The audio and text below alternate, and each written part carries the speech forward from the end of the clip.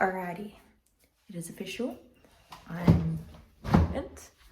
I have a doctor's appointment today. It's a follow-up from them trying to figure out why I couldn't get pregnant, but like it's so hard to see on this forward-facing camera, but there is a line there. There is a pink line there. I think I'm gonna hide it from Luke for a week. I don't know. I'm like, can I? Am I even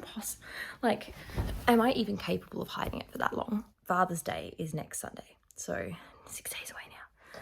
And I just, like, it's so close and it would be a perfect opportunity. You know what I mean? And I just I don't know how to announce it or to figure that out, but surely Father's Day is a good opportunity to figure out a way to do it. So, I don't know. Hello. What are you up to, sir? You in your motorbike? So, yeah, I have a doctor's appointment today. And it was to get the results for the ultrasound, which I saw. And the ultrasound itself wasn't concerning. I did have polycystic ovaries. That's nothing new. I had nothing scary in my uterus. My uterus lining was good for the stage of the cycle I was at. I think it was 10.5 mils or something. But yeah, there was nothing concerning that I could see. There was one cyst on my ovary that she was looking into quite a bit, but she didn't know I literally had just ovulated. Like, I could have ovulated within an hour of the ultrasound. I don't know exactly when. So I'm pretty sure I think it was like a 25 mil, something like that. I can't remember. I just remember looking at the measurements when it was on the screen. What are you doing? Hope the camera can see you. She was focusing in on it and took quite a few pictures and notes on it, but I'm pretty sure it was just my really freshly ovulated dominant follicle, but it could have been something worse, but I don't think it was. I'm pretty confident it wasn't, but there is a chance.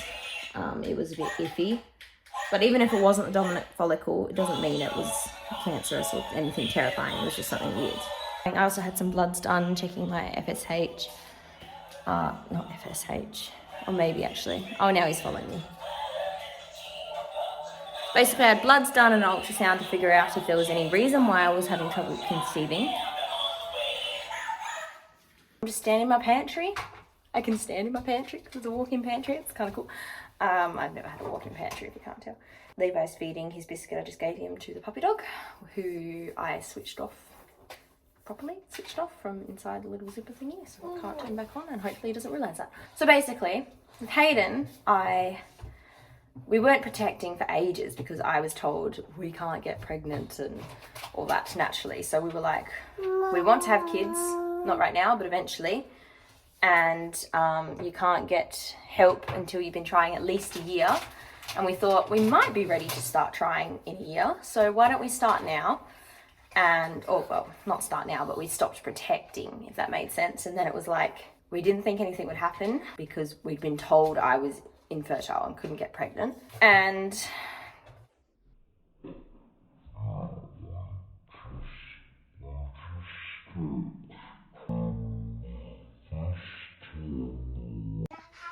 going to start again because I just had so many interruptions. But I filmed in slow-mo.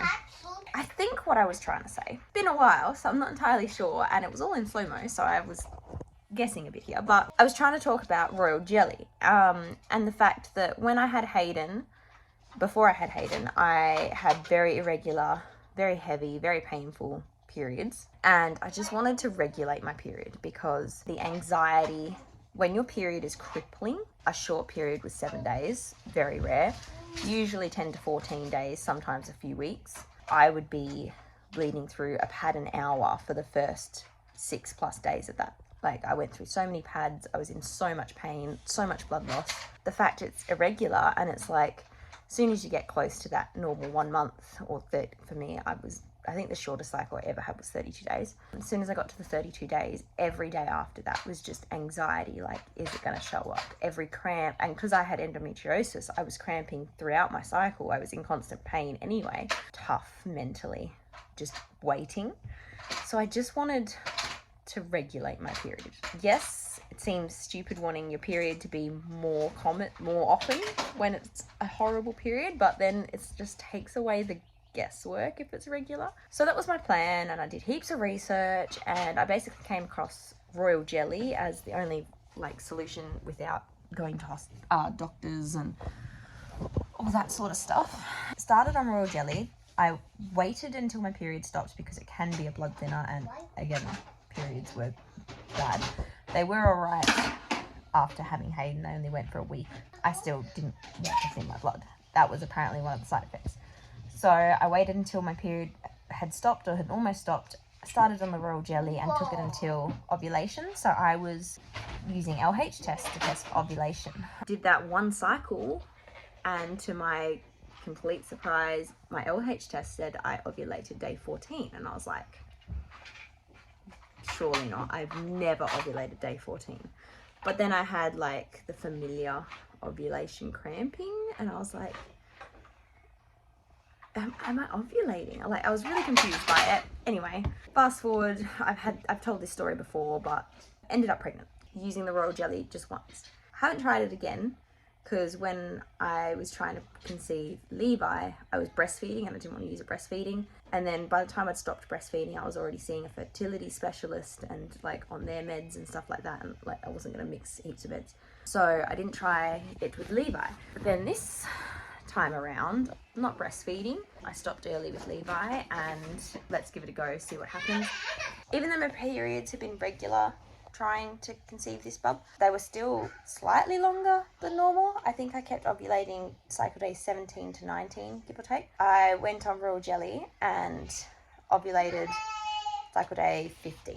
Same thing again, waited till my period finished, which I think was like day 6 or something. Started it, went to ovulation, stopped it. Iffy, like I didn't take it every day at the start. It's a bit here, there and everywhere, but I did take it and ovulated cycle day 15, which is still earlier than I have been, very regular. And I was like, oh, awesome. If I have a regular cycle, like continuously ovulate 14, 15, I'm going to put it down to royal jelly because it seems too much of a coincidence. I fell pregnant again. So it's just like, is this a miracle fertility drug that no one seems to know about that I have just stumbled across? Because the two cycles I have tried to take it, I have fallen pregnant straight away when I have been experiencing infertility problems. Like outside those cycles, I had to have Levi, I had to have ovulation induction and medical medications and stuff. Like, it's bizarre.